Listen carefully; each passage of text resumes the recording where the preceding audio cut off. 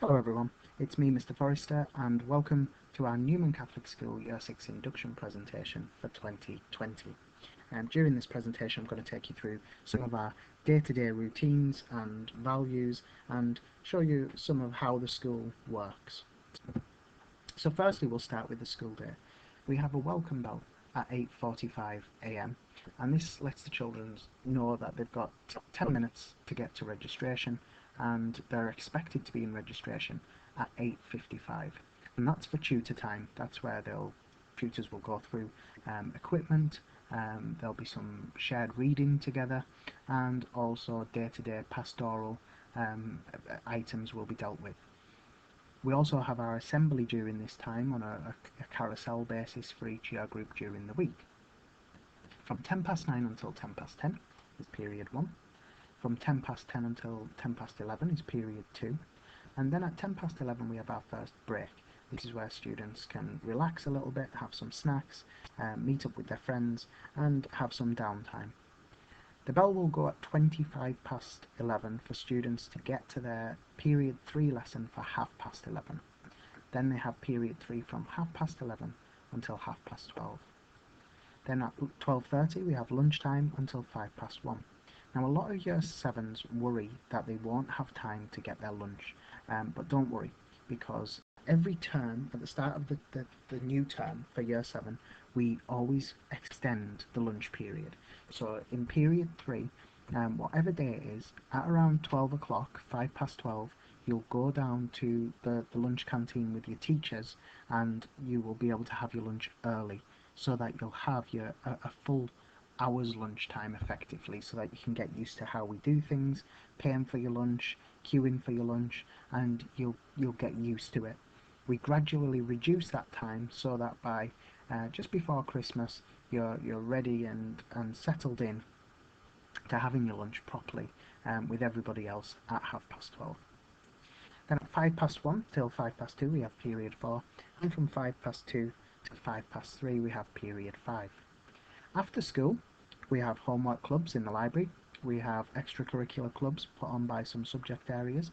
So for example, that's when the PE department take all their sport clubs and attend lots of different fixtures for the various clubs that they have.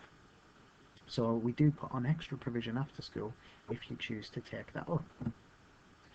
Now form time, as I mentioned, is from 5 to 9 until 9:10. And this year there are 5 form groups in year 7, so we've got a really big year group starting with us. The tutors and form groups will be announced on Monday the 13th of July. So on that day everybody will find out what form they're in, who their tutor is, and hopefully you'll see a video message from your tutor, or you might even get an online group session with your tutor, depending what we're able to come up with technology wise. Now, as well as being a group that you'll go through your full 5 years of secondary school with, your form group is also a teaching class. So for some subjects such as art and PE, you'll be taught in it as a mixed ability class, and you'll all be in your form group together. Other subjects such as maths, for example, set students according to ability so that we can absolutely ensure that the curriculum is pitched at the right level for students so that they can access the work and are comfortable with the level of challenge that they're receiving. Now, there are several key people that you need to know about. As I've said, the form tutors will be announced in due course, but other than that, firstly, there's myself. I'm the head of year. I'm also assistant head teacher in the school, and you'll see me around lots. I'll pop into lessons, I will deliver assemblies, and I will very much be a huge part of your life during year 7 and going forward throughout the rest of your years at secondary school. Then we have the student support officer, Miss Braniff. You'll have met Miss Braniff already in the video that she's delivered, and also the other teachers I'm about to introduce. So the attendance officer is Mrs. Armstrong, the SENCO is Mrs. Graham, and the senior assistant head teacher is Mrs. Macquarie. And Mrs. Macquarie looks after safeguarding and such like. So we're the kind of the core pastoral team for year 7, who you'll probably get to know quite well as your form tutor. Now, in terms of our expectations, this is what we think is important to make our school run smoothly and to make our community as happy and as pleasant a place as it can be. We absolutely believe that developing good relationships is essential. We want you to have good friendships, we want you to have good working relationships with your teachers, and we want to have good working relationships with you. It's really important to us that we work together as a team, and having good relationships is key to that. We respect the beliefs and opinions of others. We speak appropriately to each other at all times, so we don't tolerate bad language, swearing, anything like that. We don't tolerate raised voices and shouting and arguing. We speak appropriately and kindly to one another. We believe in helping and encouraging each other. It's really important to motivate each other, to keep each other going. Being positive is so much nicer and so much more pleasant for everybody if we all are in an encouraging atmosphere. And we absolutely believe that every student should give of their best in all that they do. And we will always give our best as your teachers to do everything we can to help you to succeed. But we think our students should also do their very best. So our school ethos is ultimately based in the gospel values of trust, respect, and compassion. And through those gospel values, we believe that we create a really caring environment, and it's our students' responsibility, as well as ours, to uphold those values so that the community is a happy place to be. Now, for us, communication is really, really important. We're a team, and we see communication as being key. There's a real kind of connection that can be made if the teachers, the parents, and the student all communicate effectively together. And some of the things that we've encountered in the past is now with the prevalence of mobile phones, sometimes if something doesn't go right for a student in school, they can text home and let their parents know before the school has a chance to even know that something's gone wrong. And for us, that causes real issues because we don't know about a problem, we get a parent who's upset because understandably their child's upset, and we haven't even been made aware of something that might have happened at break time or lunchtime or been said somewhere. So that can really put a kind of a spanner in the communication work. So it's really, really important that we all understand how we communicate together. If there's an issue in school and the school need to make home aware of it, the student needs to let the school know first while they're in school. And then the teachers and the school can contact home to let the parents know, and we can come up with a plan to counteract whatever problem has been faced together. We will always strive to give you the best possible communication that we can, and equally if you've got information that you think we need to know, we absolutely welcome that and we want that information so that going forward we're all in the loop and we can all ensure that there's a really strong connection there between us and that we're all singing from the same hymn sheet. In terms of transport, as we move to the new site, obviously we'll have a huge swathe of students who are joining us from the local area who'll be able to make their way on foot or on bike. And for the students who live a little further afield, they can catch the number 67 bus from the town centre, and buses run every 9 minutes. Mega riders cost £12.50 per week and are available from Stagecoach should students want to purchase a mega rider to make life that little bit easier. In terms of equipment, students need to bring with them 2 black pens, a green pen, a rubber, a pencil sharpener, a scientific calculator, a ruler, and an angle protractor.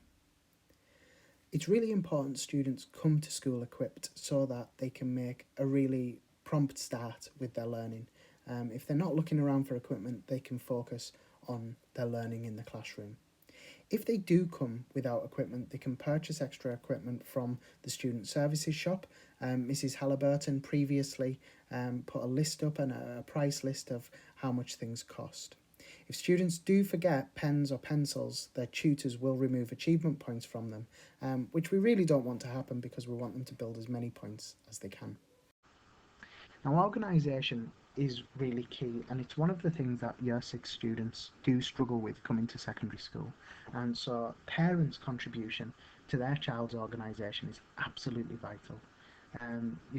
We would encourage in the first term for parents with the student to take a copy of the timetable and go through it each night, checking off what subjects come in the next day. Do they have the books? Have they done the homework for it? Have they got the right equipment for it? For example, PE kits and such like. It's really handy to have that timetable to hand, and for parents to learn what the student has on each day so that they can keep checks on their organisation and also their productivity and their progress in those subjects.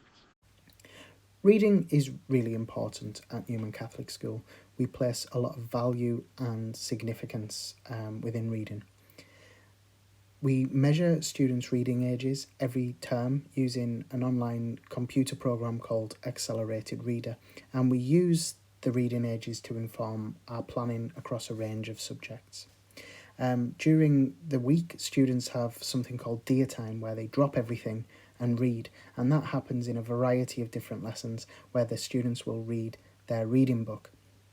Now, if they don't have a reading book or a particular taste, they can visit our fantastic library, which will be fully stocked with lots of different books to suit every taste. And we're putting in place measures already to ensure that students can take out books, and that there'll be a way for them to ensure that they can keep their reading book updated even despite COVID-19 measures. We do encourage parents to still read with their children at home, because it's something that tends to drop off once students get to secondary school. They seem to think that they're old enough to be independent, but we would really support reading together at home because it's a good bonding experience, and also it maintains the impetus and importance on reading, and it keeps that kind of passion for reading alive. It's great to discuss what you're reading with somebody, an adult, a parent, a grandparent. So we really do encourage that shared reading experience, because it certainly plays a lot of value in our school. In terms of homework, we hear lots of reasons every year why students can't do homework, or why they don't have their homework with them. But it's really, really important, and it's an important kind of it's an important part of their curriculum that students get homework. We recognise that it is extra for them having a long day at school to then go home and work, and so with Year 7 we're looking at a streamlined stepped approach where they gradually increase their homework load over time, and they don't get the full timetable for homework that they would get in other year groups. So we're looking at gradually increasing the workload of homework so that they get used to it, and that the work that they do produce at home is of a good quality and a good standard. So the work that they're getting, they should be spending the publicised amount of time that the teacher has suggested they spend on it, which is usually between 20 and 30 minutes for each individual piece that they're set. Our homework is set on class charts, so as parents you're empowered to know what your child is getting for homework from their class teachers. Anybody can log on to class charts through our school website, and every teacher sets homework through class charts, so you can see it. So that when you say to your child, do you have any homework, there's no chance for them to say no, because you can check. So it's a really straightforward system, and we will send out a demo of how you use class charts and how you can see the work on class charts. It's very straightforward and very simple. But also you can phone in if you struggle to use class charts or can't access the internet. You can phone in, and we can give you a rundown of the day's homework or what's been set if you're concerned that it's not being completed. In terms of contacting us, there's kind of two avenues you can go down. If you're looking for academic support, so if there's a problem in a specific subject, we would say go to the subject teacher first. If your child is kind of suggesting that they're struggling in the subject or they're not understanding, this can really quickly be remedied by having a chat with the subject teacher. If you feel it's beyond the subject teacher, you can also contact a head of department who's in charge of the subject, and the staff will respond to you promptly to ensure that any issues can be addressed quickly. If there's a kind of concern of a pastoral nature, which is more to do with wider issues like organisation or not keeping up in several subjects or peer issues, then the first port of call is always the child's form tutor, and they're very much like the subject teacher, will get back to you as quickly as possible. If the matter's more serious, you can speak to myself as the head of year. So if it's a bullying issue or the friendship issues or a kind of a wide, serious concern, do get in touch with me, and I'm always happy to get back and do my best to answer queries. Also, as the head of year, I can liaise with all staff quite quickly. So if you're worried across all subjects and you think that there's a general performance issue, I can request information from a range of teachers quite quickly, and I can gather that information. So there are numerous avenues we can go down to ensure that we address your concerns quickly, and we have resolutions to any problems or issues very quickly. Now, in order for our pupils to make a good start, we expect them to arrive on time to school. We expect them to arrive properly equipped so that they're not wasting time looking for equipment and pens and having to go to student services to buy extra equipment and whatnot. We expect them to be in full correct uniform, and we expect them to be ready and willing to make new friends. The year group is their team for the next 5 years, and it's so important. As I addressed in my assembly to the year sixes today, teamwork is absolutely essential, and the next 5 years will go swimmingly if they make good friends and they establish good relationships and they work to do the right thing with each other and by each other. If students are off, we do ask that you inform the school of any absence immediately on the day of absence on 01228 404 769. This is our absence line, and it's really, really important that we get that first day contact.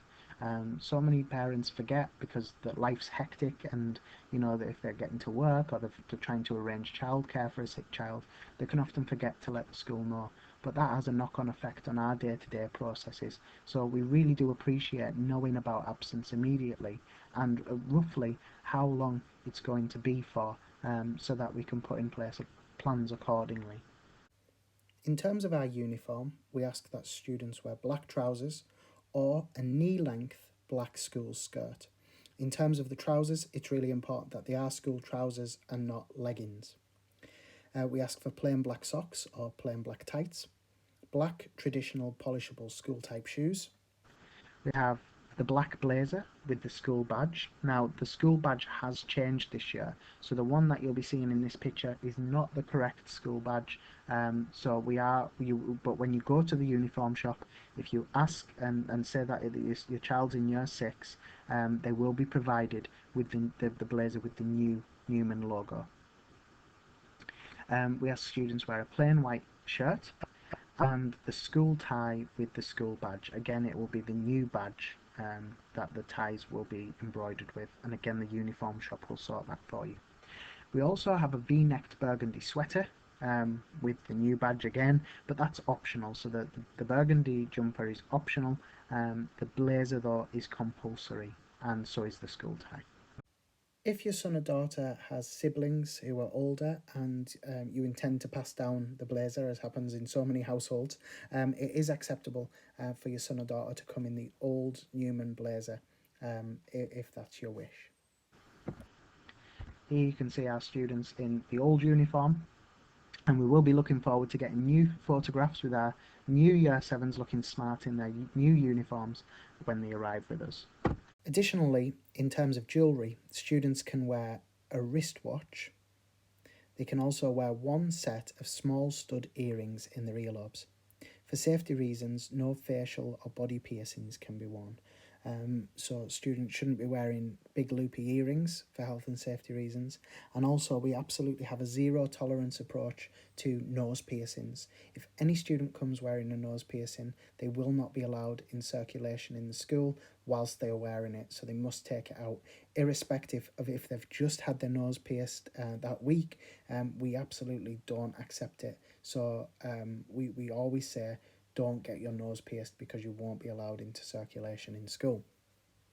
In terms of hairstyles, hair shouldn't be shaven or extreme, so no patterns shaved into it or zero fade cuts that are too extreme, and hair colouring should be one natural colour. Students can wear a plain black overcoat, a weatherproof coat, and we ask that they wear that over their blazer. There should be no hoodies, cardigans, or designer tops, and also no trainers, fashion shoes, or boots. We do say that when students are coming to school and leaving from school, they must be dressed in their uniform, looking smartly, which is why we ask for the black coats. Here you can see our acceptable school shoes. So we look for all black leather shoes only, or leather type shoes that are polishable. So any of the canvas type shoes we don't allow as day-to-day footwear while students are wearing their main school uniform. We will issue that alternative footwear if they are in incorrect footwear for the day. So it's really important to get that right in the first instance. I should also mention that false nails are not acceptable in school. So if students come to school wearing false nails, they will be asked to remove them before going into lessons. Now, in terms of rewards, we believe strongly in rewarding students for their hard work and for their good work. We've had trips to Energy, to the View Cinema. We've had a trip to see Wicked in London in the past. Our end of year rewards trips to the Pleasure Beach or to the Blackpool Sandcastle Water Park. And I'm always looking as well for other options. So if students in big enough numbers come to me and say we'd like to go to Chill Factor in Manchester, I'm always happy to accommodate that if we have big enough numbers of people wanting to do something, and we can make sure that the price is right, really.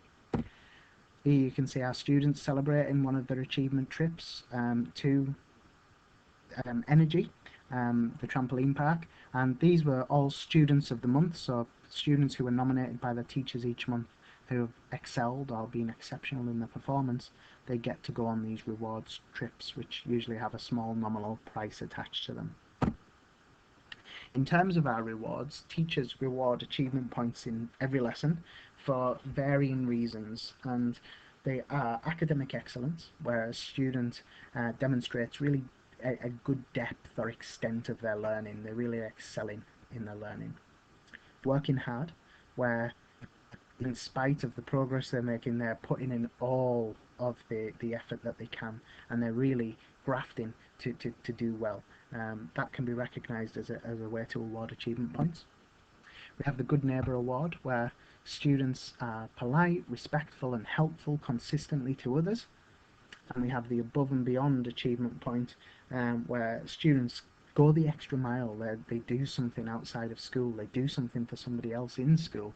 The students who really kind of, I guess, say, not what can Newman School do for me, but what can I do for Newman School? And those are the students who tend to volunteer for everything. So we award Above and Beyond points for that. In terms of rewards, at the end of each half term there'll be a prize draw in our assemblies, and basically we award students 20 points every half term, and basically it's the student's job to keep those points. So we basically say, we're giving you 20 points, you need to keep them. They can lose points by being incorrectly dressed, by by not doing homework, by various ways of kind of not being prepared for school. And they can obviously be awarded points. Now, if students have 5 points or more, they're entered into a draw for £1 vouchers for the canteen.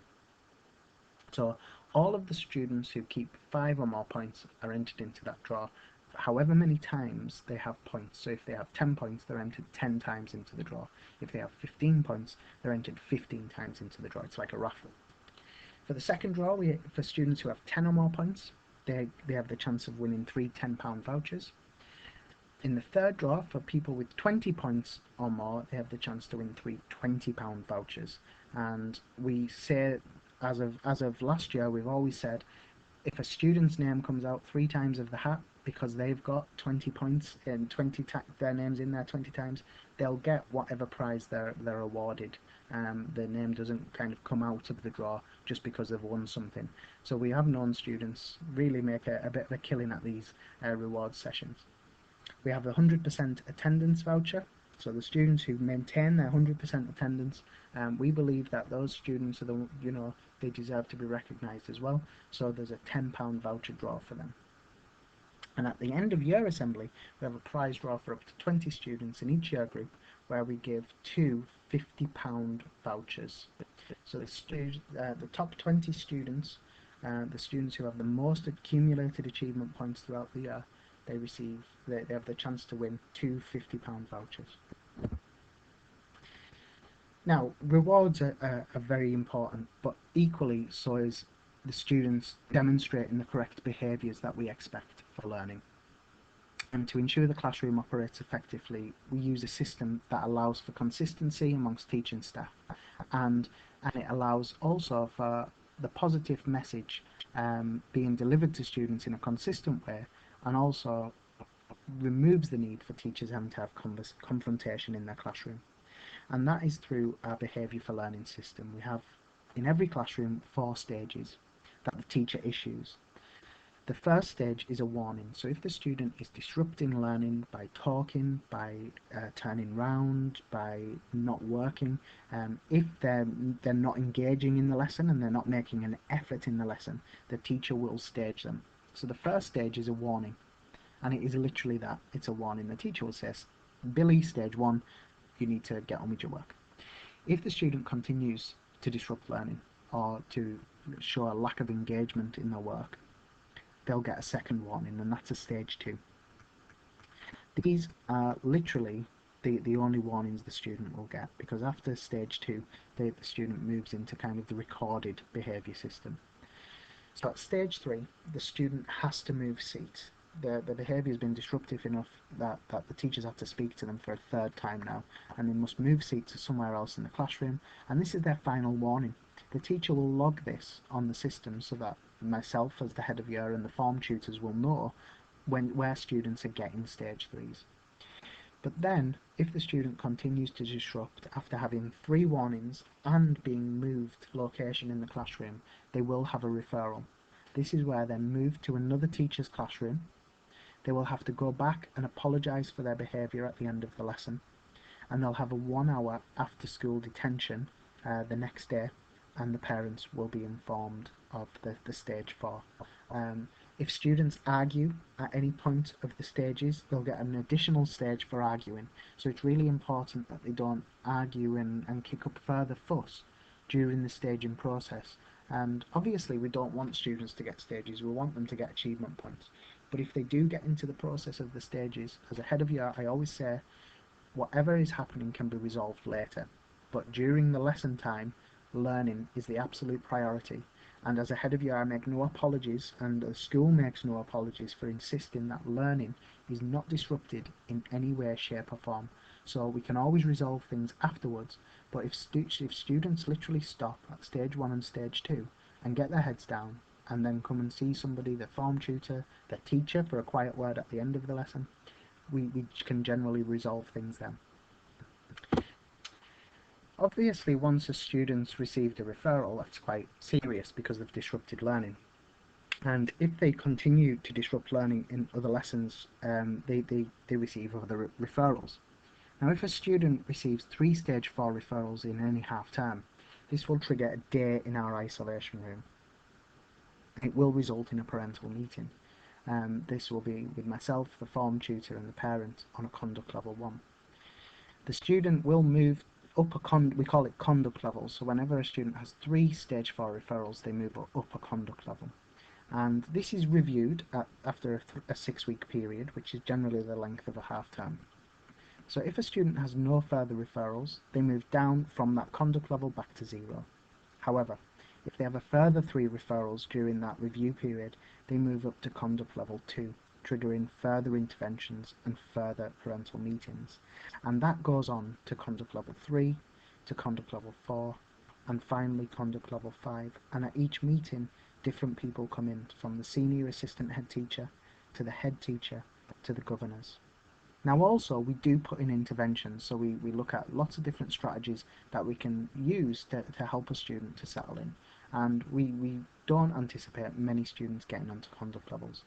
Year 7 are very good at settling in and behaving really well in exemplary ways to ensure that they get on with their studies.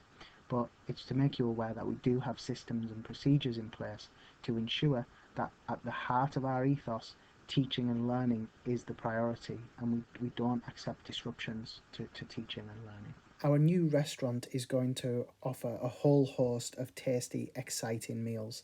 Our catering team will be offering a bespoke menu in-house, and we will have a huge variety for students to choose from the bacon butties and sausage rolls through to our Sunday roasts every week. There really will be a great selection. We encourage students to be responsible with the money and the food choices, and we really want them to make healthy, good choices in terms of what they're eating. Staff are on duty during meal times to make sure there's a calm, orderly atmosphere. In terms of lockers, they're available, and we do recommend that your child has a locker. There is a fee of £5 for the use of the locker and the key for the whole time that your child is at school. If students lose the key, a master key will be available to borrow. However, there will be a fee for a new one to be cut. So it's really important that they don't lose that key. On the 13th of July, we plan to release more information, and we'll send out this information as well in mail format. But we hope to have final transport information for all parents, with final confirmations, as up to date as it can be by that time. We hope to have information surrounding parent pay and how you can set up parent pay. We will release a first day checklist for everything that your son or daughter will need on their first day with us, and also we'll release the form group and the tutor information so that you're up to date.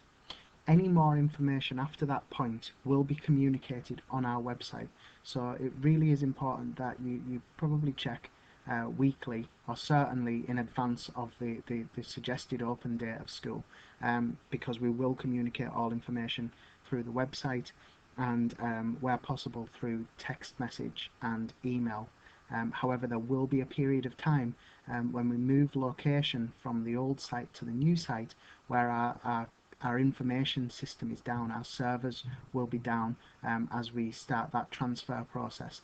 So we may not be able to communicate fully as usual through text messaging and email. So our website and our school Facebook page will be our port of call over that period between July and August while our servers are moved over. The first day, tentatively, is Thursday the 3rd of September 2020. All of the indications from the government seem to be that they want schools to open fully in September, but we are going to be guided by the national guidance, and there will be further updates on that. But tentatively, Thursday the 3rd of September is our official opening day.